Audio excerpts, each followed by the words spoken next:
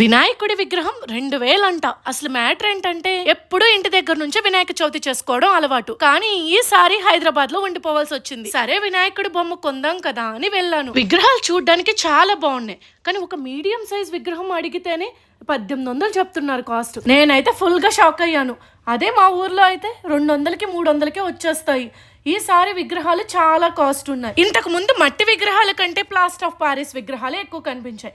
కానీ ఈసారి ఎక్కడ చూసినా మొత్తం మట్టి విగ్రహాలే. అక్కడ ఒక విగ్రహం నాకు చాలా నచ్చింది. అడిగితే 2500 చెప్పారు. బేరం అడిగితే మన దగ్గర బేరాలు లేవమ్మా అన్నారు. సరే ఎందుకులే అని పక్కనే రత్నదీప్ ఉంటే అక్కడికి వచ్చాను. అక్కడ కూడా అంతే కాస్ట్ 1100, 1200, 900. వామ్మో, మట్టి విగ్రహాలు ఇంత కాస్ట్ ఉన్నాయని నాకు ఇప్పుడే అర్థమైంది. ఇంకా అక్కడే గరిక కూడా చూసాను. ప్యాకెట్ వచ్చేసరికి 50 రూపాయలు చెప్పారు.